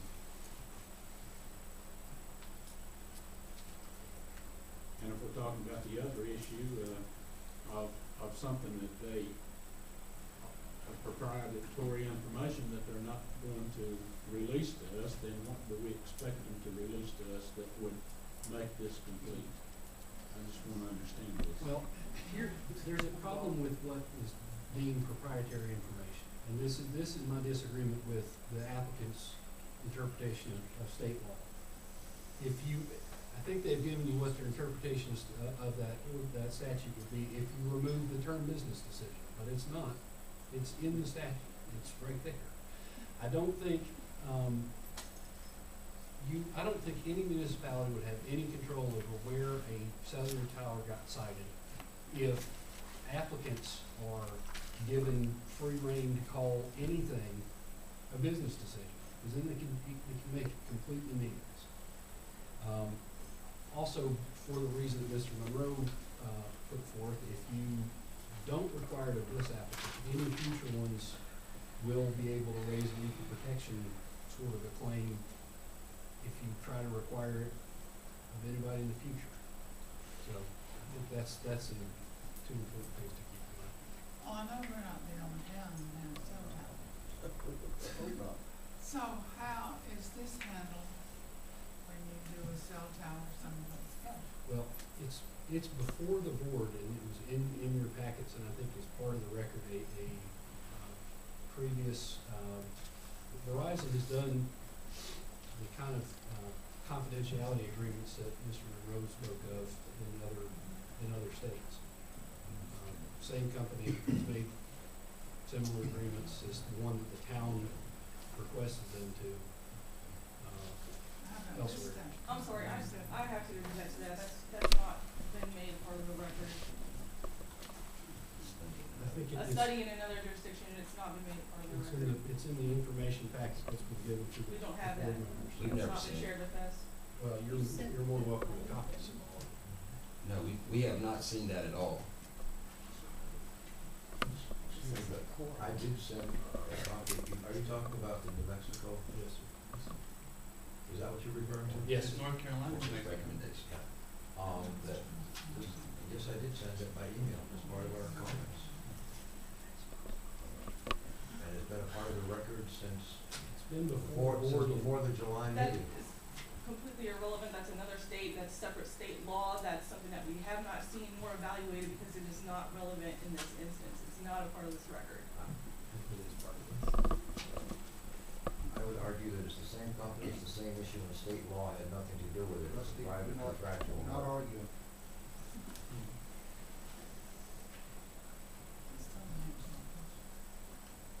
How other towns do it? I mean, how do other towns do it within North Carolina? Not other states, but in North Carolina. And in Sissy, it Yeah. could be that the applications are at a location where it's not really an issue because it's a high priority location. Here, we're looking at, a lower priority, and so I'm sure they can.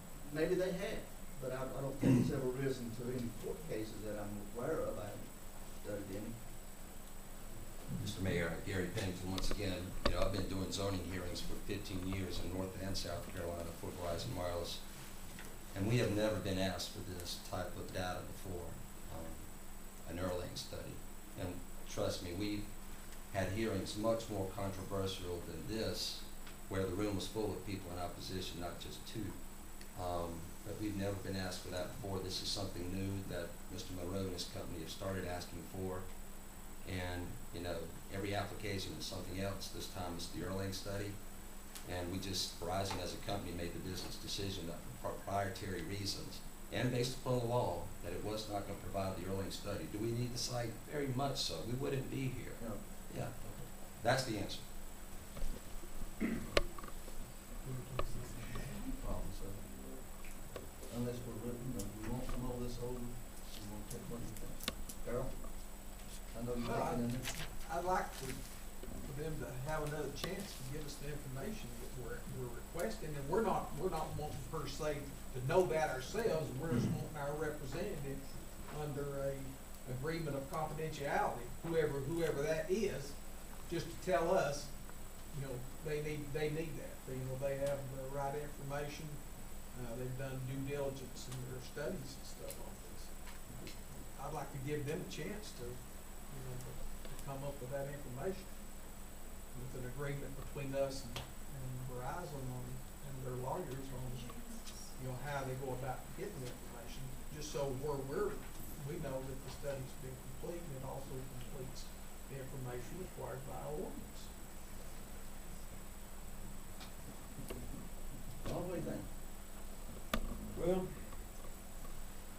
I think it's the future.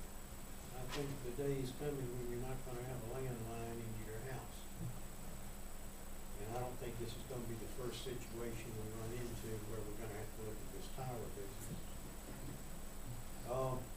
I haven't heard one word tonight about anything that would mitigate a 140-foot tower, and I believe the technology is out there to mitigate it, but I haven't heard a word about it. So I wouldn't mind seeing them come back and say we can disguise that thing where it looks like a pine tree, or, and I know this sounds funny, but there are towers that look like trees, and they're not 140 feet high. I haven't been convinced yet that you need that height based on that location. I fool around a little bit with amateur radio, so we're sort of got a little kinship there. But right now, I'm not willing to vote until I think that we give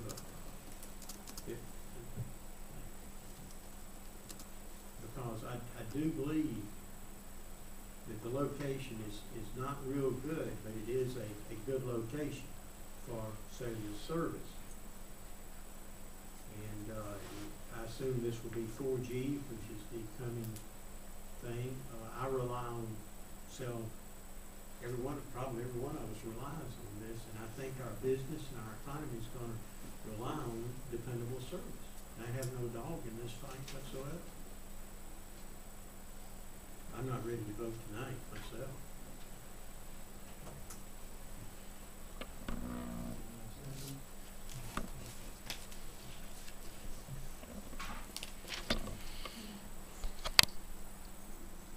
So I guess then our options would be to vote it up or down on its merits, decide whether or not we want to make a decision not on whether we believe it's complete or incomplete application, or do none of the above and take it under advisement, which we have the authority to do.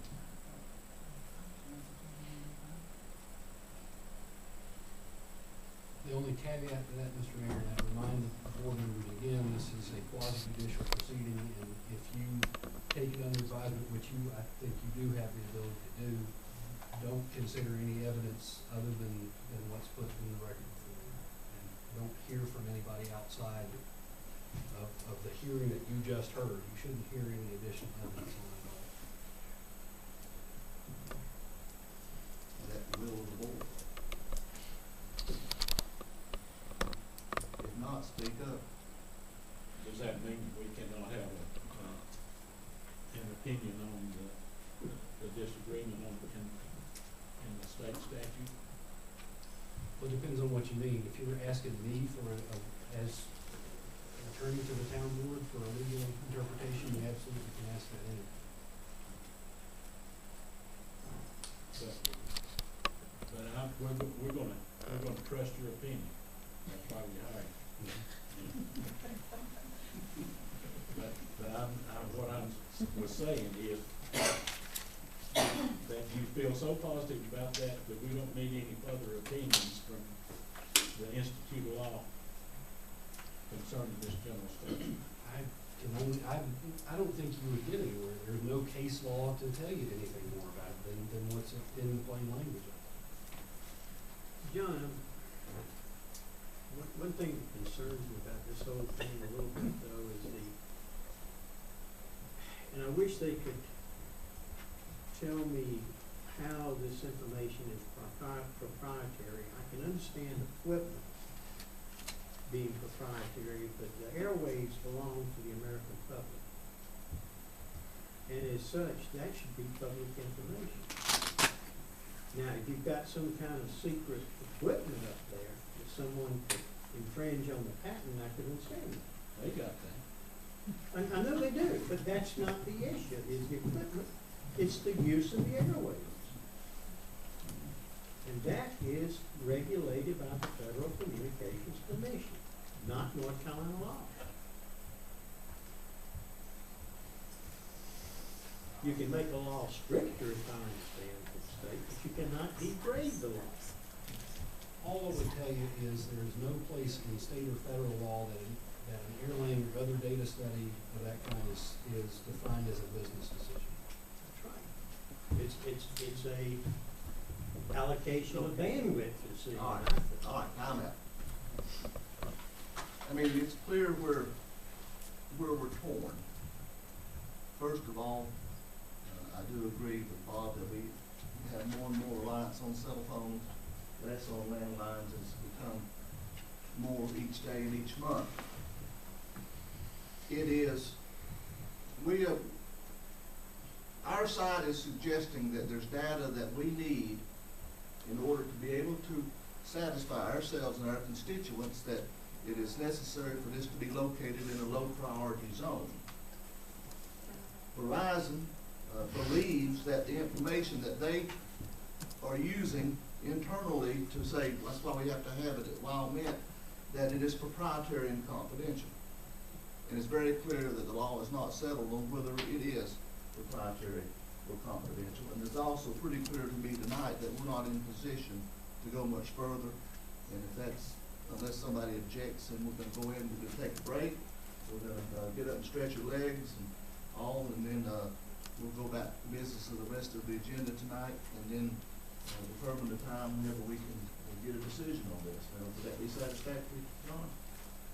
Yes. Knowing that we can't go talk to the folks on Gaston Street or whatever about whether they want it or not, or knowing that we really can't go talk to folks at Verizon.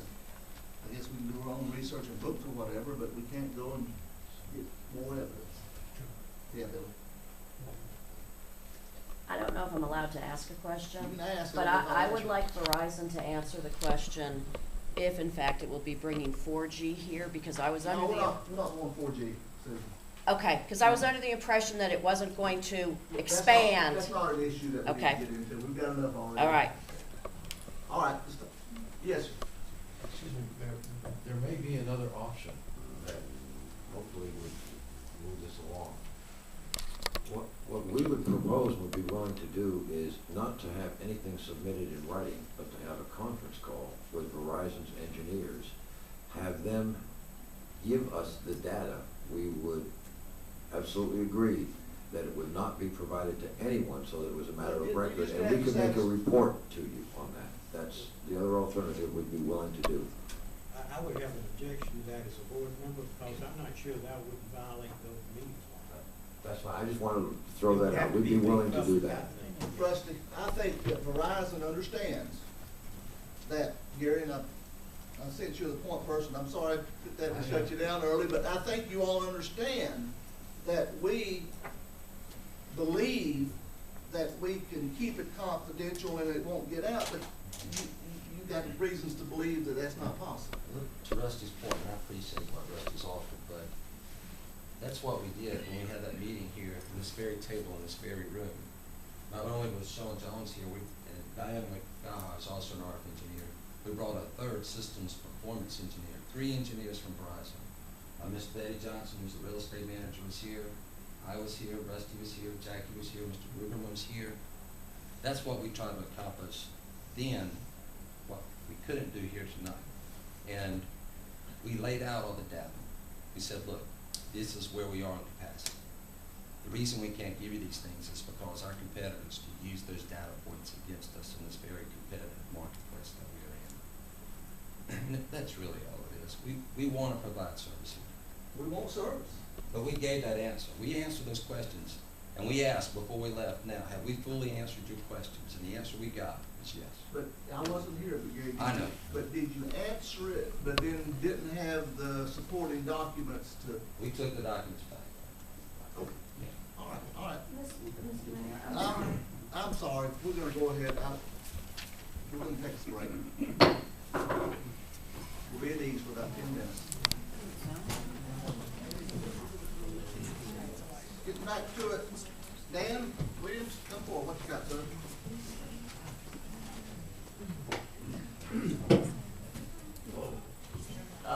I have a neighbor named Tim Bates. Nothing he did wrong, but he had a giant oak tree in his yard. And the oak tree fell over, just for no reason. I don't know why it fell over, but it did. And when it fell over, it blocked the road and it came into my driveway, and I got a rock wall that knocked a giant rock out, about, I'd say 1,500 pounds, knocked the rock out. And it seemed like right away he was out there, and he had his two guys with the chainsaws, and they had the backhoe, and they had the dump truck out there, and they got the whole thing cleaned up in about 2 hours. Beautiful job they did, cleaned up the whole mess. And I talked to Tim, and I said about the big giant rock that got knocked out of the wall there. And he said he had the backhoe there, and that was kind of worthless for the rock, but he said he had something called a track hoe. And he said next time he had the track hoe at the house, he'll take care of the rock. Well, probably a week or 10 days later, he come knocking on the door, and he told me he had the track hoe, and he had his two guys, and they're gonna take care of the rock. And just then my phone was ringing, and I got stuck on the phone for about 10 minutes, and I wanted to come out and help them, and I came out 10 minutes later, and they took care of the rock, and the rock was back, and beautiful job they did. You know, just real happy with it. And I just kind of wondered, you know, I didn't have to argue for 10 years about it, and I didn't have to ask them 100 times, and we didn't need 4 lawyers about the thing, and why can't we get this settled with the town? Why do y'all gotta be such a pain about everything? We've gone over this so many times, Dan. Yeah, but why won't you ever talk to me about it? Dan, we've gone over You know, the why do you issues, gotta it's be a pros. pain? Why can't it be simple like that? Dan, we're not talking anymore about this, period. You know, you can't make life easy, can you? You ever just gotta be a pain with you people. Okay. Andrea Leslie. Oh, what a wonderful thing, we got the problem solved like that. Andrea Leslie, sensing the tone of the evening, I believe, requested that we table her presentation, and she would be asked to be put on at a later date. All right. Sidewalk maintenance agreement, Mike Grudman, wearing 2 hats here. Got a couple of things. Yeah, basically, I don't need to go to Mike, basically, when the DOT decided to do this sidewalk improvement, the Safe Routes to School program over to East Franklin School from the Highlands Road intersection, one of the things they forgot to incorporate into that package is this agreement that's before you tonight. Normally when they do, because basically what they're saying is that the project was really ours and not theirs. So they've agreed to go ahead and do the work because they had the funding available to do it. And they did create the crosswalks at Highlands Road and Main, and then improved the sidewalk up to the sidewalk to the school. So at this point, they'd like us to enter into this agreement with them on future maintenance, which is the same thing we're doing on any of the other sidewalk improvements that we're doing. Is it your recommendation? It is. Sam, Yes. your recommendation? John, you got anything to the contrary? The motion to that effect? Any discussion? All in favor, raise your hand. If it's all right, Mr. Mayor, I did talk to Ms. Leslie. Yeah. And she would be able to make the December 5th meeting, so if we could re-agendize her for December 5th. Any reason not to, Sam? Okay. Thank you. Board authorization to schedule a public hearing for truck route at the December 5th, 2011 town board meeting. Sam, what you got? Well, basically, the town has indicated, I believe over 2 years ago now, that after the DOT completes a lot of its traffic work just on the periphery of the main part of town, that we'd like to see established truck routes, and of course the board took formal action and recommended that, requested information on it, and state investigation of and setting up the truck route. The time is approaching when the DOT projects on the north and south side of town are going to be coming to completion. This is part of the DOT required process for the town if it wants to proceed ahead to hold a public hearing on the issue of two parts. One would be closing Water Street specifically to truck traffic, and then also requesting the DOT to run the truck route as the board has previously requested from the DOT from Wellsboro Road through town to come up to the Depot Street extension north of town. So at this point, we need to go ahead and hold a formal public hearing as part of our request process to the DOT. I think that needs to be set for a December 5th meeting. Need a motion to that Yes. effect. My motion is scheduled for November, December 5th. Second.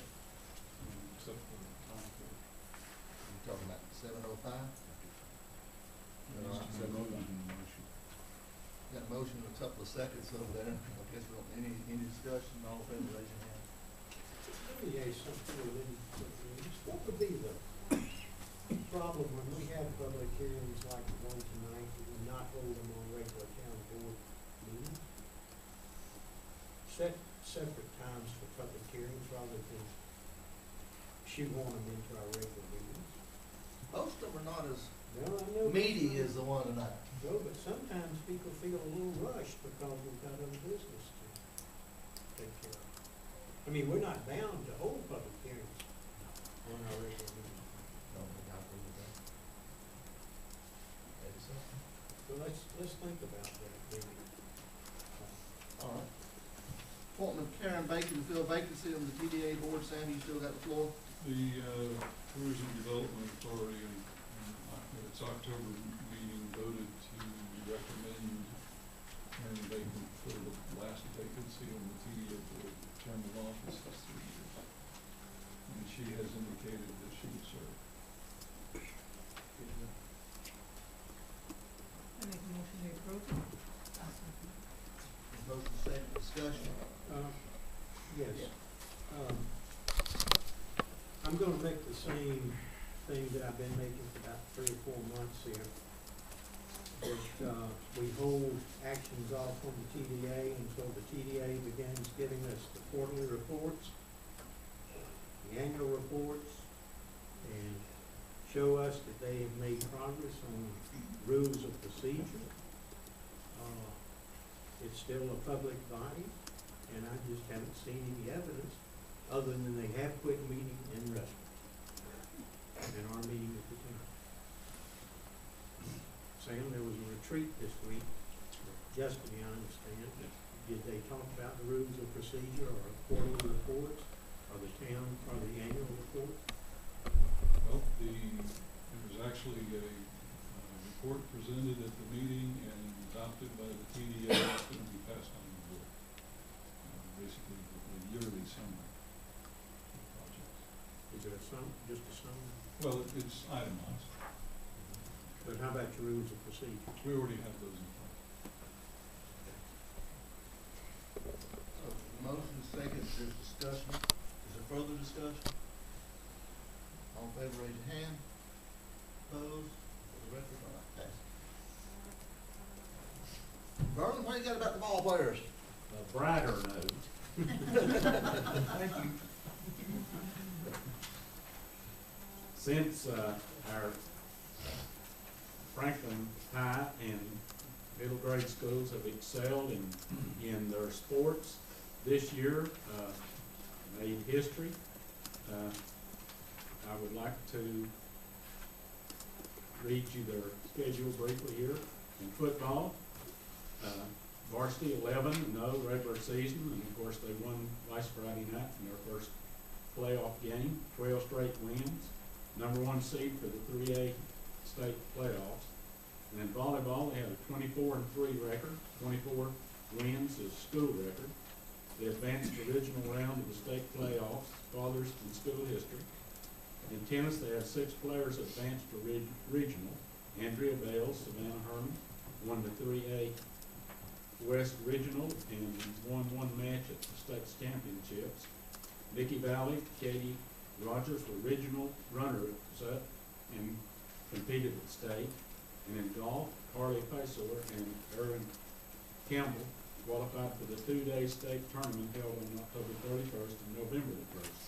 They were the first girls golfers from Franklin High School to compete at state since 2007. And in soccer, they qualified for the state playoff for the first time in 5 years.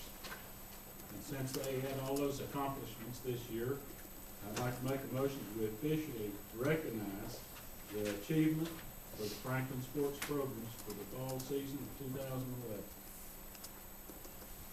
Have a motion? Make a motion that we approve it. That a second to his motion? In what amount? I might make it 6. Can I vote on this one? Sure, go ahead. Mr. All Mayor. right, there's a motion and a Floor is second. yours. All in favor of Merlin's motion? That's right. John, I didn't see the hand up. You and I are products of the system when we weren't that good. Remember, when we were not that good. I couldn't even play when we weren't good. Now, what about this lease on fire equipment, Sam? It's basically a report to the board, that we went ahead and got the lease finalized with Pierce, and that the first payment will be due next November, that is November 2012, approximately 1 month before the world ends. We will. That court reporter left too soon. We should have got that one down. At any point, the funds remaining in the current fire department budget will be held and applied into next year's budget to meld with next year's budget to make that lease payment. So all is well, but we do have, excuse me, an obligation in next year's budget to budget for this. All right, before we get close to adjourning, our friends are here, and I'm sure they would be a little bit curious as to what schedule we'll be looking at on this important issue regarding the cell tower lease. Of course, we didn't take any formal action at this date, just to hold it, take it under advisement. Do we want to schedule a mid-month meeting to consider it as a group? Is that something that we want to go ahead and set now? I'm looking for guidance here because we all, I think, need to know where we're going next. It's very important. I think we need to continue this meeting.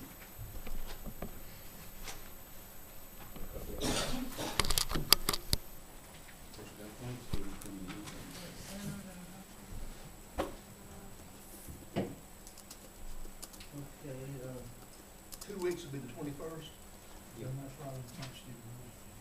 Yeah, but that's a Monday before Thursday. It's not terrible. But I'm flexible. 21st would suit me. Be better for him. You'll be gone?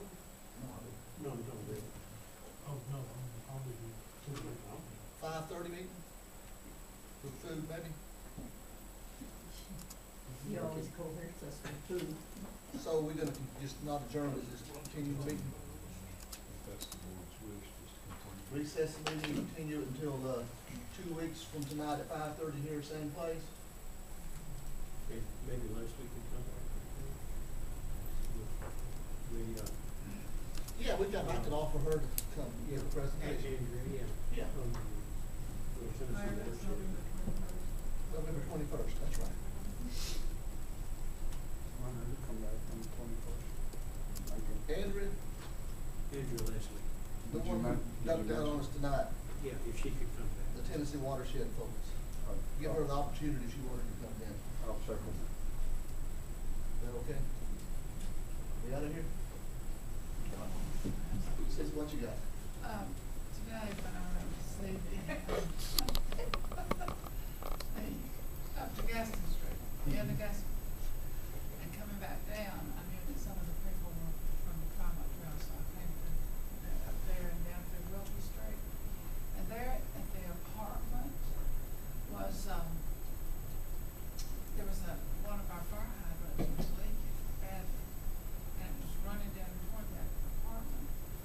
And I didn't know if anybody knew about that, or. We all know about Well, it. that was about a year and a But half. if that water freezes, somebody's gonna, That's The whole, the hydrant's gonna be replaced as part of the county project to build a water tank and build a new pump station. How much water are we losing? Are we losing a lot of water?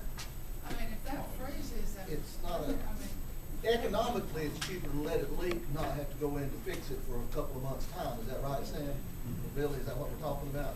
And the county knows about it, but it's pouring down in on the driveway, and the women, if somebody falls, are coming out there. It's a county project, we choose the county, we talk to the county, and they're supposed to be handled. But it's county, But it's Well, in no, the I- nice cities. Yeah, oh, but it's not county. to the system. It's that new system that is going in, so. I think that these boys can give you both more details. Apparently, Thank you for bringing it to our attention. Well, Mark's.